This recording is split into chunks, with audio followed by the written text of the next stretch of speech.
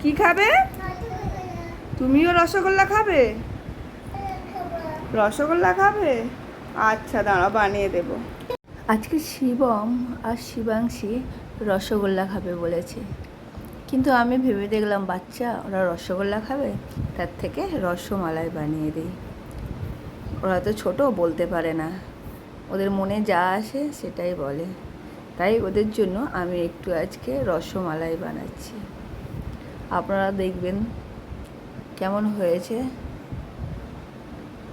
দেখুন, দুধটা